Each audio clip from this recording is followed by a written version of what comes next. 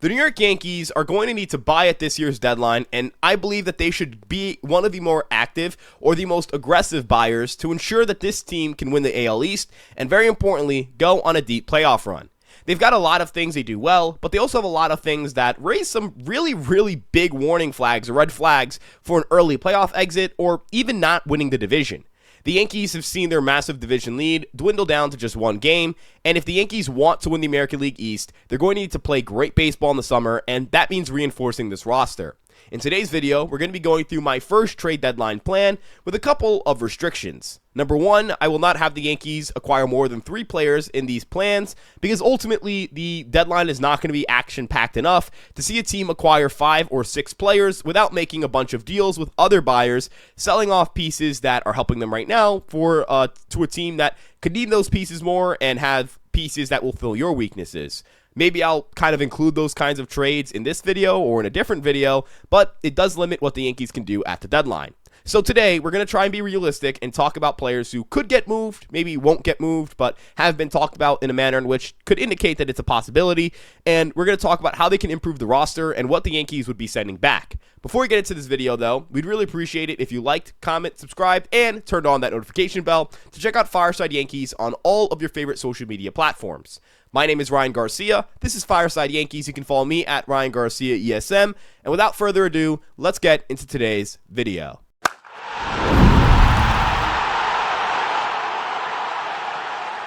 Let's get it started talking about our first trade, and this first trade is going to see multiple players head to the Yankees from the Arizona Diamondbacks. I think you can see where this is already going. I want the New York Yankees to acquire Eugenio Suarez at this year's trade deadline. I know that Arizona is 3 games over 500, and they may not be in a situation when they end up selling, but Jeff Passan gives Eugenio Suarez a 50% chance of being moved.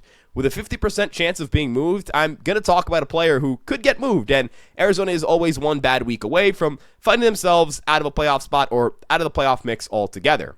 Corbin Carroll just hit the IL with a fractured hand. They lost multiple pitchers throughout the last month between Corbin Burns and A.J. Puk and Justin Martinez that have completely decimated their bullpen depth, and Eugenio Suarez himself is sidelined with a wrist issue. The New York Yankees should pounce on the ability to acquire arguably the best hitter that could be moved at this year's deadline in Suarez. Eugenio Suarez has hit 25 home runs in 78 games with a 140 weighted runs created plus, and he has continued to be one of the best power-hitting third basemen in baseball. Dating back to 2022, no third baseman has hit more home runs than Eugenio Suarez, who has 108 over that time span. Eugenio Suarez has done an excellent job of striking fear into pitchers and doing tons of damage on contact, and he's the exact kind of player the Yankees could use in their offense. I know that people are going to comment that Eugenio Suarez is going to be a player who's too streaky and too unreliable in big spots to trust, and that he will only add to the Yankees' current issues with runners in scoring position. That couldn't be further from the case. Eugenio Suarez throughout his career slashes 274, 365, and 483 with runners in scoring position, and this season he's hitting 319 with a 1.168 OPS in those spots. That is good for a 205 weighted runs created plus, and in his career he has a 125 weighted runs created plus in those spots, meaning he is 25% better than the league average hitter when he's hitting with runners in scoring position. This gets even better in high leverage situations. Throughout Eugenio Suarez's career, he has had 618 plate appearances in high leverage situations. In those spots, he's hitting 280 with a 521 slugging percentage, which is good for an 875 OPS and a 131 weighted runs created plus. To put it simply, Eugenio Suarez is a very good hitter in big spots and important spots, despite a very strikeout-heavy profile. That is because while his strikeout rate this year of 25.7% isn't low, and his strikeout rate in his career of 27% isn't low, he does a really good job of taking advantage of pitchers when they leave a pitch over the plate and doing damage on contact. Those balls are going to go for home runs or extra base hits. It's very rare that Eugenio Suarez misses a pitch that he knows he can hit, and that makes him a very deadly hitter. When you start thinking about forming a lineup, and if Eugenio Suarez is your second best home run hitter behind Aaron Judge, between the two of them, you may end up having between 80 or 90 home runs. That's not accounting for the rest of the offense, and there's a very good chance that this team would immediately be the most powerful team in baseball at the plate by just swapping out DJ LeMahieu for Eugenio Suarez. You move Jazz Chisholm back to second base, which I believe is a huge upgrade for this defense because DJ LeMahieu is not as good of a defensive second baseman as Jazz is, and Jazz is not as good of a defensive third baseman as Suarez is. Eugenio Suarez's defensive runs saved, similar to Jazz Chisholm's, have not been great at third base, but unlike Jazz Chisholm, his outs above average have consistently been very good. Throughout his career, Suarez has 22 outs above average and 17 fielding run value at third base, and while this year he's regressed a bit, his defensive numbers to start the year were way worse than where they are right now. He's played much better defense in June, and he looks like someone who can anchor the position and hold things down for the Yankees defensively, and again, allow Jazz to play the position he plays best. Offensively, there's not much that needs to be said. You have Aaron Judge, you have Eugenio Suarez, you have Giancarlo Stanton, you have Jazz Chisholm, you have Cody Bellinger, you have Trent Grisham, Ben Rice, etc., etc. This offense could get loaded very, very quickly. Moving on to the second player who's going to head to the Yankees in this deal, we have left-handed reliever Jalen Beeks. Jalen Beeks is brilliant at what he does, which is keeping the ball on the ground and generating some swings and misses. This season, Beeks has a 22.3% strikeout rate, but also has a 14% swinging strike rate, which means that he has a very, very high whiff rate, and it hasn't led to an elite strikeout rate just yet. He also has really good results this year, a 2.92 ERA with a 3.32 FIP and a 3.06 expected ERA. With a 52.5% ground ball rate, Beeks is doing a very good job of keeping the ball on the ground while getting some swings and misses. He's in the 70th percentile in whiff rate and the 76th percentile in chase rate this year, while being in the 85th percentile in average exit velocity. He does a really good job of managing these three outcomes of home runs, walks, and strikeouts, and for those reasons, I think he's just a really good fit for the Yankees. I also think by being a left-handed pitcher who throws around 95 miles an hour with good extension, he's a pitcher who is important for this team to have. He is someone who's going to add to the Yankees' ability to generate swings and misses with fastballs, and also add to the Yankees' ability to just have a firm fastball. Although Beeks' best pitches are his changeup and maybe his cutter. His changeup is absolutely devastating. Batters are slugging .053 against that pitch with a 38.2% whiff rate. He's simply elite at what he does, and the New York Yankees will be better off with him on the roster, especially with a bullpen that has shown some weaknesses over the last few months. Moving on, though, the Yankees are going to need to make a trade in order to make this happen. They can't just acquire these players for free, so who's heading to Arizona in this deal? I think to get a lot, you have to pay a lot, and in order to ensure that you're going to get a player that every team in baseball will call in on in Eugenio Suarez, you've got to offer some of your better prospects. In this case, I have the New York Yankees sending right-handed starting pitcher Cam Schlittler to Arizona alongside two other prospects. One of those prospects is right-handed reliever Clayton Beeter, and the other is second baseman Rock Riggio. Rock Riggio and Clayton Beeter are both guys who can help Arizona in the near future. Beeter has already made his major league debut and could come up immediately, while Rock Riggio is someone who I believe would come up in 2026. Cam Schlittler is the prize of this package, though. Schlittler has displayed the ability to not just be a quality starting pitcher at the major league level as a 4 or a 5, but someone who has displayed number 3 upside and could help a team as soon as 2025. Across 12 starts and 13 total appearances, one of those appearances came in relief, but it was a quote-unquote start. He had a 2.37 ERA, a 32.1% strikeout rate, and an 8.8% walk rate, keeping the ball on the ground 47.5% of the time. He has one of the best ERAs and FIPS in all of minor league baseball. He is sitting around 96 to 97 miles an hour and has reached 99 miles an hour on his fastball multiple times.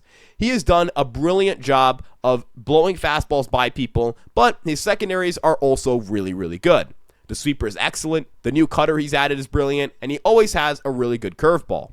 The New York Yankees have done an excellent job with their offense and with their pitching staff this season, but by adding Beeks and by adding Suarez, they get that much better. I know that it's a tough loss to lose Cam Schlittler, and Rock Riggio has been incredible this year at the minor league level, but ultimately, you have to be able to trade a lot to get a lot, and I do believe that the New York Yankees are in a spot where they could trade these prospects and still be fine. Overall, I believe the Yankees in this deal would be getting enough to make their team considerably better, and this will allow us to move on to our final deal of the video. For this second trade, I'm going to have the New York Yankees acquire a starting pitcher, but I will recognize that this isn't going to be a massive upgrade, and I have the Yankees acquiring Trevor Rogers from the Baltimore Orioles. Now, Rogers in 3 starts this year has pitched to a 1.62 ERA and has gained some fastball velocity back that he's lost over the last few years dealing with injuries. And look, I know, like, this is, not a sexy pick, but I'm also trying to recognize that the starting pitching market sucks.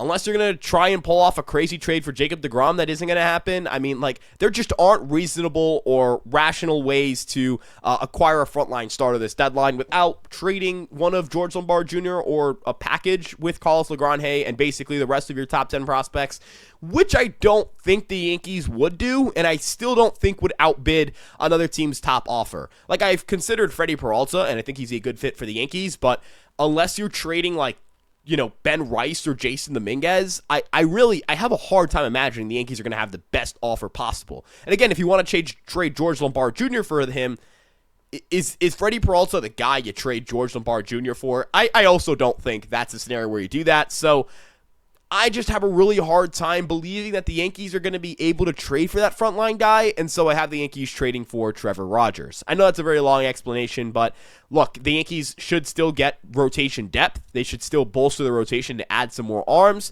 and Rogers is interesting. The Orioles acquired him last year. He stunk for the Orioles, but his fastball velocity was way down. This year, it's up to 93.7 miles an hour. He's got good extension. He throws from a weird arm slot. He has a good sinker, good changeup, good slider. He has 4 pitches he can go to. They all move in different ways. They all serve roles in his repertoire, and the Yankees do a really good job of developing changeups and doing a good job with guys and with pitch usage. I think the Yankees can make Trevor Rogers better, and he's pitched pretty well for Baltimore this year. Again, a 1.62 ERA in his 3 starts with a 2.24 FIP.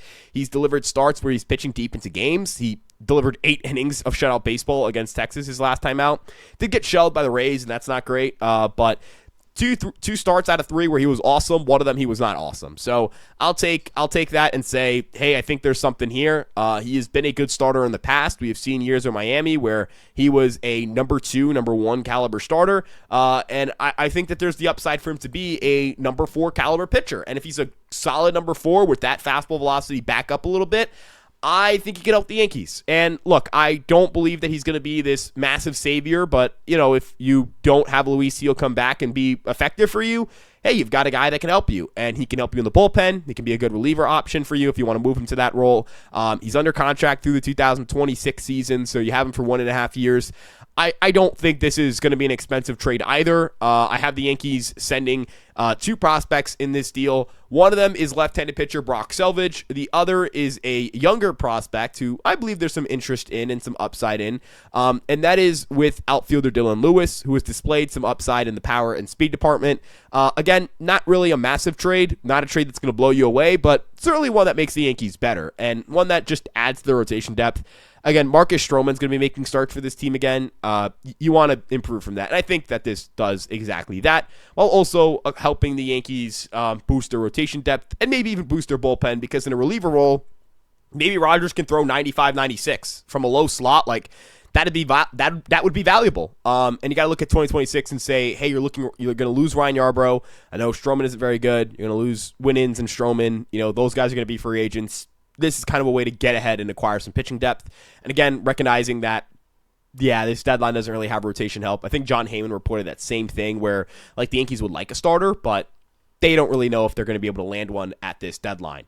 With that being said, though, the New York Yankees in this situation end up with 3 players, 2 left-handed pitchers, and a power third base bat. I believe this makes them better. I think they're better in this scenario, and I also think it's realistic for what is going to be a very light trade deadline. Let me know what you guys think, though, in the comment section below. Again, you can check us out on Fireside Yankees on all of your favorite social media platforms: Instagram, TikTok, Twitter, Facebook, and, of course, this YouTube page.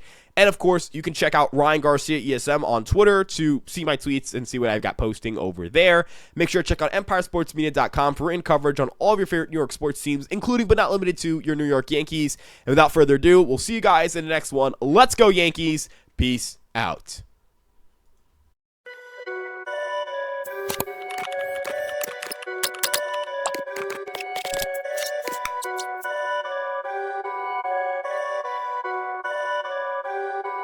Perfect.